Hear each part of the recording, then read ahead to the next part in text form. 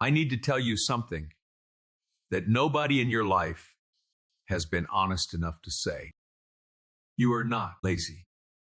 You are not unmotivated. You are not even procrastinating. You are addicted. And the drug isn't your phone. It isn't social media. It isn't Netflix. The drug is you. Specifically, the version of you that doesn't exist yet. And by the end of this video, I am going to show you exactly how this addiction works, why it feels identical to actually trying, and the one shift that separates people who stay stuck forever from the ones who actually build something real. Stay with me, because this is going to get uncomfortable. You have plans? Big ones. Not small, vague plans. Detailed ones. You've thought about the steps. You've imagined the timeline.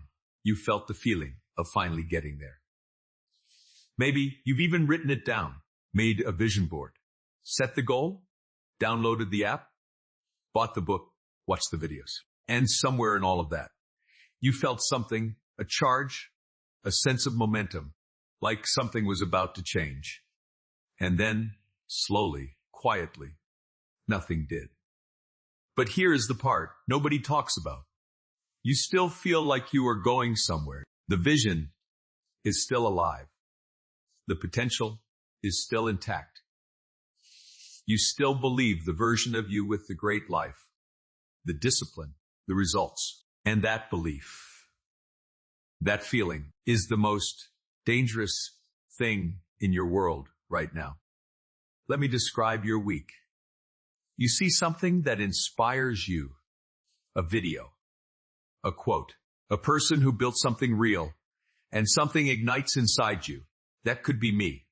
So you do something, you plan, you research, you organize, you restructure your entire schedule in your notes app, and for a few hours, or even a few days, it feels like you are working. Then real life shows up. The work gets hard. Progress is slower than you imagine. Results don't come the way they did in your head. And without realizing it, you drift. Back to planning, back to watching, back to the idea of the thing instead of the doing of the thing. And the cycle continues. Learn a little, plan a lot. Start briefly. Quit quietly. Feel bad. Watch a video about why you are stuck. Feel inspired again. Repeat. Now here is the question you need to sit with. How many times have you run this loop? 6 months ago. Were you planning the same things you are planning now? A year ago? 2 years?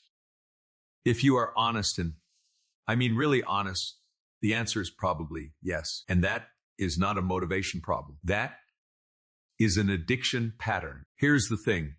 Nobody tells you potential feels better than progress. Read that again. Potential. The idea of what you could become feels better than actually becoming it. And that is not weakness. That is neuroscience. When you imagine success, your brain releases dopamine. When you plan, your brain releases dopamine. When you watch someone else achieve what you want, your brain fires the same reward pathways as if you did it. Your brain doesn't fully distinguish between imagining the life and living it, which means every time you fantasize about who you could be, your brain gets a hit, a real chemical reward for doing nothing, and then compare that to actual progress. Progress is slow, uncertain, embarrassing at first, filled with evidence of how far you have to go. Progress shows you how average you are right now. It shows you how much work this is actually going to take. It exposes the gap between who you imagined you were and who you actually are today. Potential never does that. In potential, you haven't failed yet. You haven't been judged yet. You haven't proven yourself wrong yet. So your brain makes a very logical choice. Stay in the world where you are still someone who could be great. Because the moment you act seriously and consistently, you risk discovering that maybe you are not. And that terror, that specific terror of finding out the truth about yourself, is what is keeping you stuck. not laziness. Here is where it gets darker. This addiction is invisible, even to the people around you, because from the outside, you look like you are trying. You talk about your goals. You post about your vision. You reference the books you've read. You are always working on something. And so you get the social reward of being someone who is ambitious, someone with direction, without actually producing anything. Your ego stays protected because if you never fully commit, you never fully fail. You can always say, I was going to, but you can always say, I am still figuring it out. You can always say, it is coming. And meanwhile, years go by. Let me ask you something direct. Is there a dream you've been working on for more than 2 years with nothing concrete to show for it? If yes, you are not in the pursuit of that dream. You are in a relationship with the idea of it. And that relationship is costing you the real thing. Let's be honest, you don't actually want progress. Not yet. Because if you wanted progress, real progress, you would accept what it costs. And here is what it costs.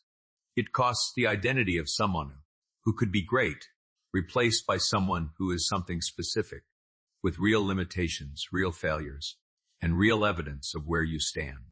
It costs the fantasy, replaced by reality, which is messier and slower and less cinematic. It costs the comfort of planning, replaced by the discomfort of doing. Most people are not willing to pay that price, so they stay in preparation forever. Not because they're bad people, not because they're lazy, but because staying in preparation feels like safety. And the most devastating thing, you can do this your entire life. You can be 40, 50, 60 years old, still talking about what you are going to do, still planning, still potential. And by then, you won't even remember when the switch happened. Here is the turn. The solution is not more motivation. It is not a better system. It is not even more discipline. The solution is this. You have to kill your attachment to potential. Potential is not an asset. Potential that never becomes action is just delayed disappointment, given a more flattering name. You need to become someone who values doing badly over dreaming perfectly, because bad action beats perfect imagination. Every single time, the person who ships the mediocre thing beats the person with the brilliant idea every time. The person who works out inconsistently beats the person who plans the perfect fitness routine every time. The person who starts the business badly beats the person waiting to start it right every time. Output is not the enemy of quality. Inaction is. So here is what you actually do. Not a 10-step system, not a productivity framework. One thing. Pick the thing you've been about to start, the longest, and do something on it today that feels underwhelming, unimpressive, almost embarrassingly small. Not a big dramatic launch, not a complete overhaul. Something that, if you told someone about it, they would say, that is it. Yes, that is it. Because that small, unglamorous action does something the fantasy never can. It proves to your nervous system that you can move, that you can tolerate imperfection, that the world doesn't end when you are not great at something, and then you do it again tomorrow. Not because you are inspired, not because you feel ready, because you made a decision that you are no longer someone who lives in their head. That is the identity shift, not, I am going to be great, but I am someone who actually does things. Right now, in this moment, you have two versions of your life, the one in your head and the one you are actually building. One of them feels incredible, vivid, exciting, perfect. The other one feels slow and uncertain and sometimes embarrassing, but only one of them is real. And eventually, 5 years from now, 10 years from now, only one of them will exist. The question isn't whether you have potential. You do. The question is whether you have the courage to trade the feeling of it for the reality of it, because the addiction to potential will always feel safer. But safety is the most expensive thing you'll ever choose. You already know what to do. The only question is whether today is the day you actually do it.